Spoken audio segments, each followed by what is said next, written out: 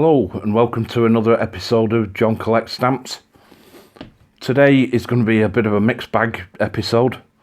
I've got some incoming mail, I've got a couple of other things to discuss. But before I do anything else, just a little bit of admin. The New Year stamp giveaway, I announced the winners yesterday evening. I used a random comment selector to pick out two winners, and the two winners were Daniel Stee Marie, I don't know how you pronounce that, and I'm sorry for butchering your surname there in the pronunciation, and the other winner was Matthew Davenport. There are various places where I posted that. I posted it on Instagram. It's in the original video in the description, and it's also a pinned comment at the top of the comments for that video, and I've reached out to both individually. Now, up to now, I've only had a response from Daniel, so I've got his address. He sent me an email, so these will be on the way to you, Daniel, this week. I'm going to make a trip to the post office probably Friday this week. So, Matthew, if you're watching, please reach out and let me have your mailing address so I can get your stamps over to you as well.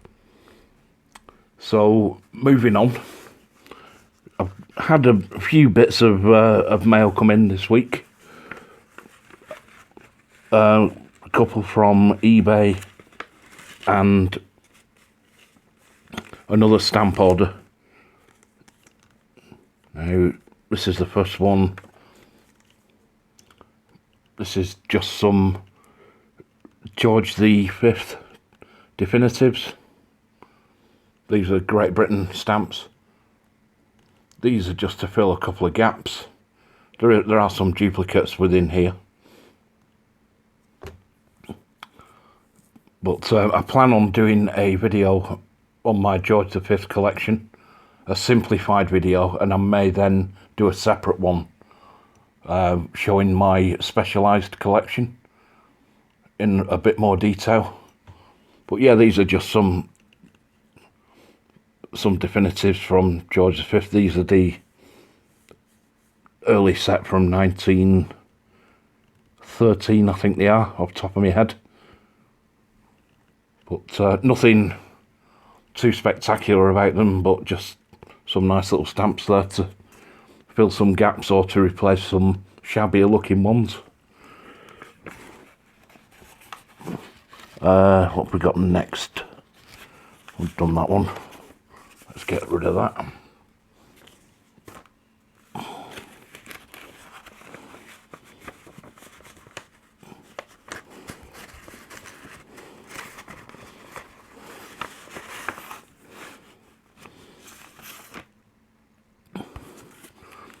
Yeah, here we go. This is another item for my new topical collection that I have just started, which is the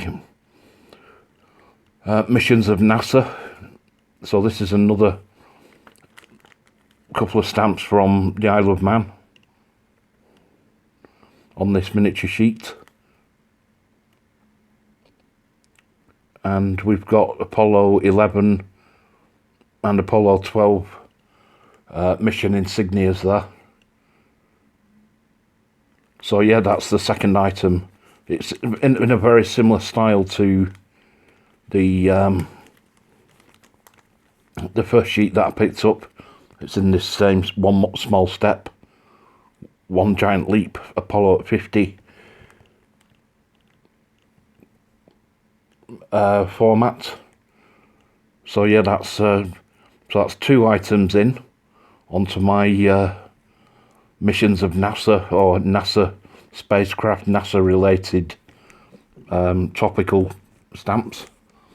Now, I've had a viewer contact me from Canada, and I've also had a viewer in fact I've had about 3 or 4 emails this week from some people in the UK, some people over in Canada, and they generously offered to send me some stamps. So when those arrive, I'll be highlighting those.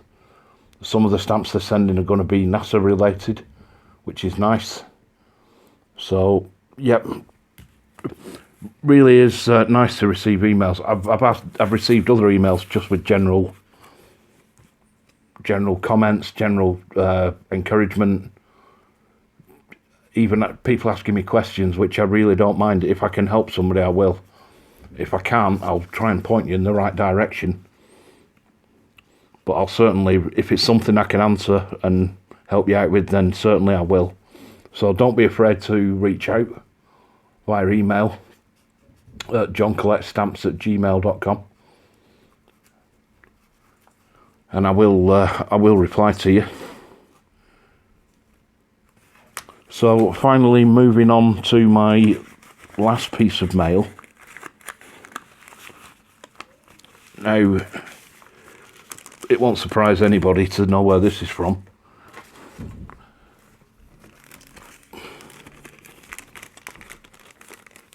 But this is another cherry-picked order where I've selected stamps by catalogue numbers and descriptions, and it's quite an interesting array of definitive stamps from the UK. Now, these all fall under the Machin sort of category, but they're not actually Machins, apart from that one there right at the end. That is the Diamond Jubilee stamp for Queen Elizabeth from 2012. Now, I don't know if you can see it there. If I turn it to the light, you should be able to see that overprint that sort of shimmers. And it does say it's the Diamond Jubilee. Most British Machins have that after a certain date. I think it was 2012, 2013. The security overprint. But yeah, just something there. You can see it sort of comes in and fades out on the, as I twist it towards the light, a little shimmer. But there's various other stamps in here. My latest intrigue followed on from finding the white embossed Machin that I showed in a video last week, the large format one, and I said I'd only heard of it about 2 weeks prior to that, which led me to then look for some other stamps that I didn't know existed, and that's where some of these come in. Some of them I did know, like the TARDIS one there. That was in a set of Doctor Who stamps from about 2013, I think. Some of the poppy stamps there, from a lot of these are from miniature sheets, and they were never available as single stamps from the post office. But as you can see here, they've all got their own catalogue numbers, which have been written on the glassine here at the front. Sorry, not the glassine, the transparency here on the front. But yeah, you've got things like these here. These are decimal penny reds, so it's an old penny red image that's overlaid with a different postage rate of first class, and the Queen's head in the top left corner.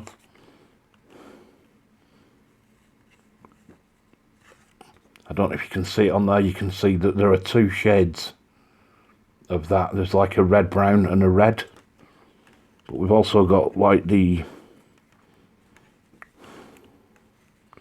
come here, in the same format we've got the penny black. Now, I've seen all three of these, the penny black, the penny red and the twopenny blue, in self-adhesive form. I do have those, but I was not aware that they came on gummed paper. I thought they were all self-adhesive. And again, there's two twopenny blues. There's a pale one and a dark one. But very nice stamps indeed, I think. And like I said, these were only ever available on either miniature sheets or in booklets. And this is the problem with the catalogue, is trying to find which stamps are on which catalogue, miniature sheets, or which booklets they're in, because it's not ultimately clear. I found out a lot of this information from the actual BB Stamps website in the description, because it actually tells you what booklet or miniature sheet it's from. So slowly but surely, my mystery Machins and definitives catalogue is getting a little more up to date. And what I intend to do is once I've got everything compiled that I think covers all of them, I'm going to compile that into a spreadsheet, and I'll have like different ranges of stamps and then an explanation for what they are. So once I've done that, if anybody's interested, then I'm quite happy to share that with other people. You'll need to marry it up, obviously. All I'll be doing is giving you the catalogue numbers, or a range of catalogue numbers. You would then need a catalogue yourself, or some resource to be able to like cross-reference those. But it may be of help to some people I've had quite a few questions around Machins and identification and knowing what the exact runs of catalogue number are. And at this moment in time, as I've said, I don't know. It's part of the fun. I say fun. No, it is, it's fun. Because you get those eureka moments where you go, ooh, I didn't know that existed. And then it's like, I've got to get me one of those. So, yeah. I mean, there are some others here. These are off the Diamond Jubilee sheet. There's 4 here. There's 2 coins and 2 banknotes. Now, anybody who grew up in the 1970s in the UK will recognise that particular shade of blue and that image, and that was the £5 note in Great Britain in the 70s into the 80s.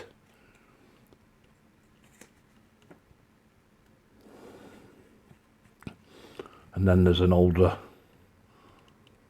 that's an older £1 note.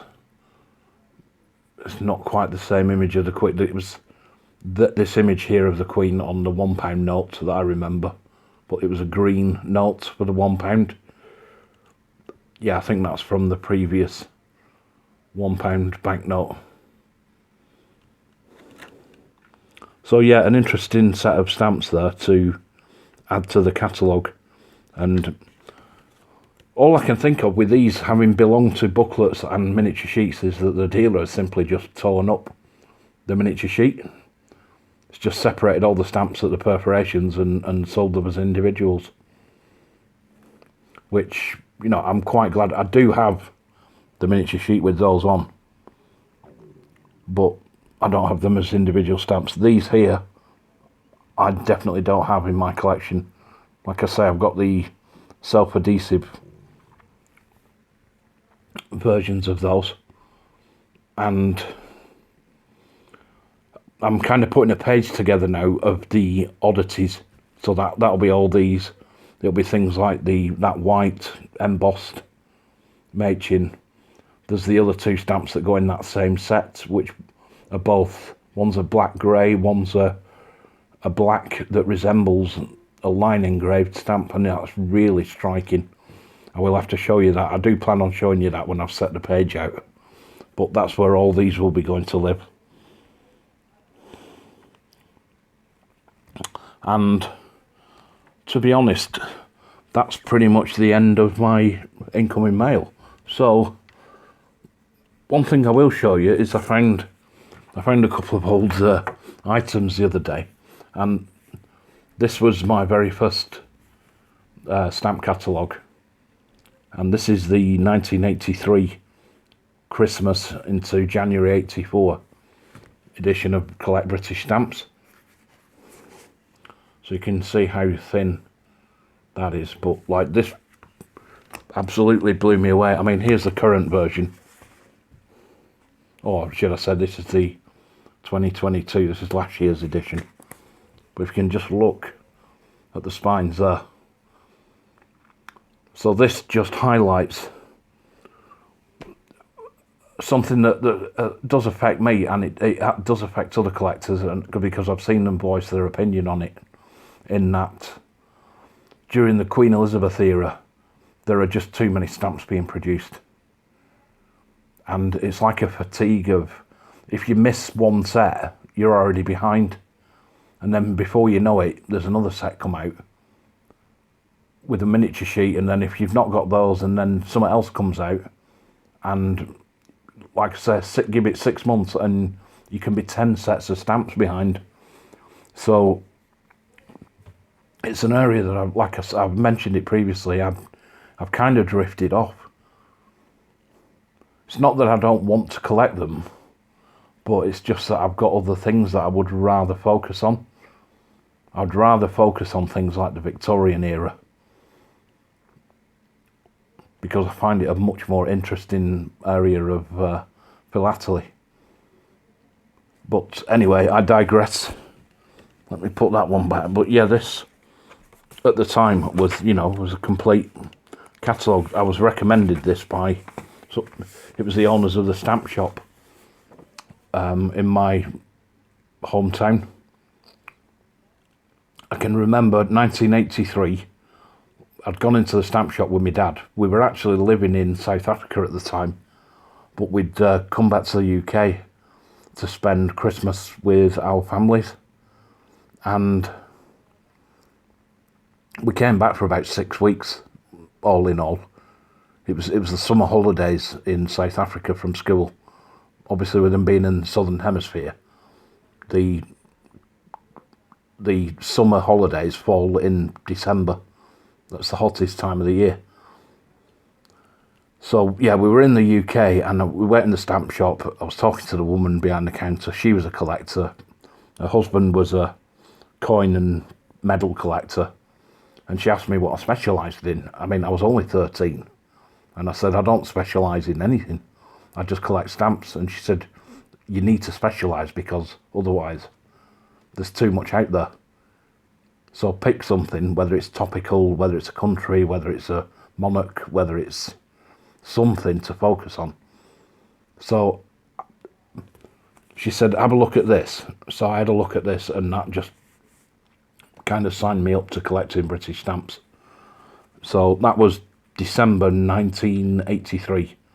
So we bought this. I remember my dad put his hand in his pocket, because obviously being a kid of 13, my pocket money didn't last, in my pocket very long. A couple of other things that I bought. She recommended that I get a set of tweezers. Now, these are the tweezers that I bought, or should I say my dad bought me, on the same day we bought this book. So 1983, since then I've had this very same pair of tweezers, and they're in use pretty much every day of my life. And they're obviously quality, they're not falling apart. They're the longer variety, they're the rounded, they're not the spade tip. I have got some spade tip on somewhere. There we go, you can see that.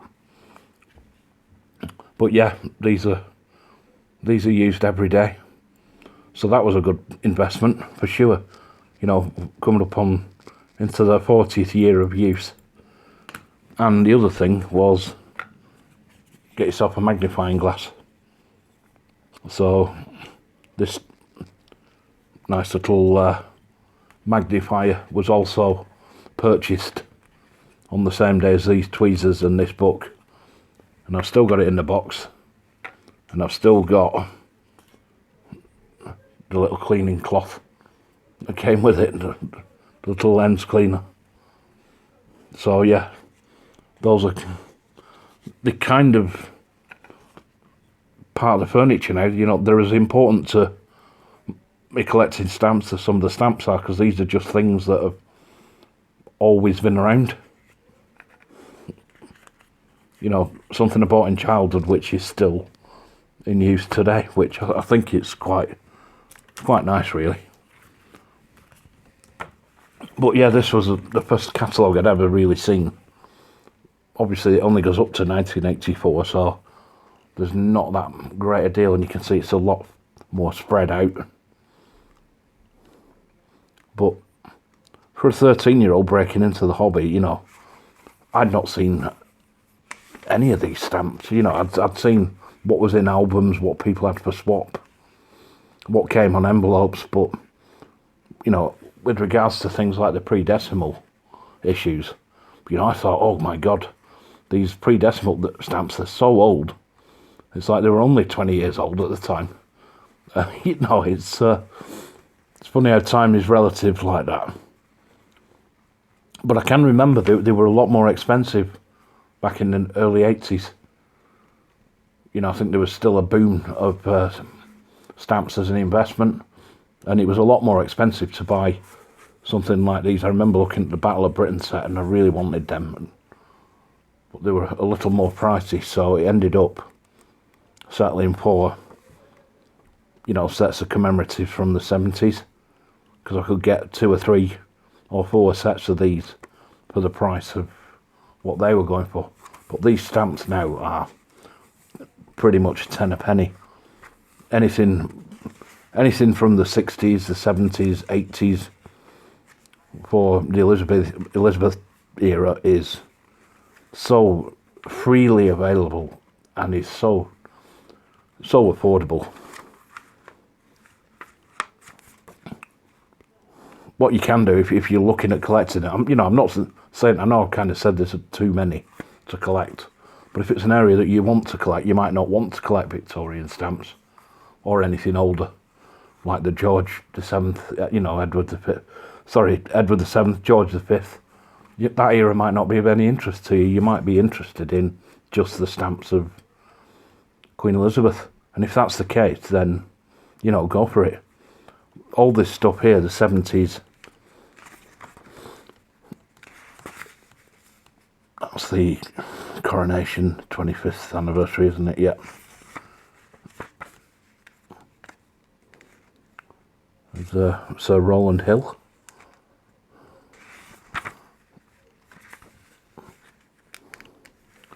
There's the London 1980 International Stamp Exhibition stamp. Probably one of my favourite stamps from this whole period, alongside the Machins. But yeah, all these are, you're talking pence to buy them. You know, you can buy the full set for less than £1. You know, even if you buy like the end of year presentation pack that contains all the commemoratives, you can pick them up for next to no money, and it's a good way to get each year complete. And they're freely available on eBay. So if that's, like I say, if that's an era, even this era, the 60s, if you want to collect the 60s, these are all very, very inexpensive.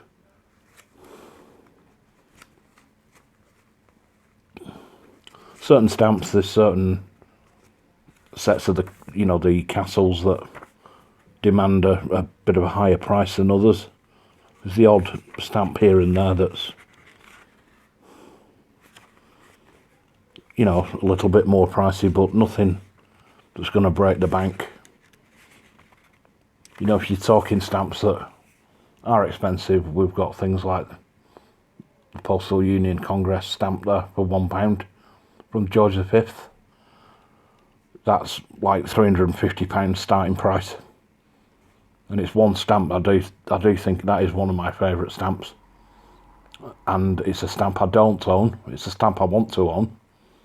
But it's just not within my budget constraints at the moment. So that's something to look forward to in the future. But anyway, yeah, I just thought I'd take you down a little memory lane trip there with my tweezers, my magnifying glass, and my very first stamp catalogue. So I'm going to close there. There will be another video coming at weekend. Once again, I'd like to thank everybody for the support and their encouragement, the lovely messages. As I've said, reach out to me via email or Instagram, direct message if you want to get in touch with me. I'll quite happily respond. And if you've enjoyed the video or any of my others, then please hit the like button. And if you're not already a subscriber, if you'd consider subscribing. I'm up to around about 430 subscribers at the moment, so I'm on a push to get 500. I'm going to do a giveaway at 500. I've got a few ideas of what's going in that, and I've actually got a couple of items that I've procured specifically for that giveaway. So yeah, the sooner I get to 500, the sooner there will be another giveaway, and then I'd be on the big push then to get my 1,000 subscribers, which, you know, is, I don't think that's something that's really on the horizon. You know, that's way too far in the future for me to even consider. But hitting a milestone of 500 would just blow my mind, because I never thought for 1 second that people would be watching my videos to the extent that they are. And that's down to all of you lot out there. So thank you very much. I'll give a final shout out again, Matthew Davenport. If you want to claim your stamps, then please, please, please send me your mailing address and I'll get those in the post to you this week. And until next time, take care and I shall see you in the next one. Bye for now.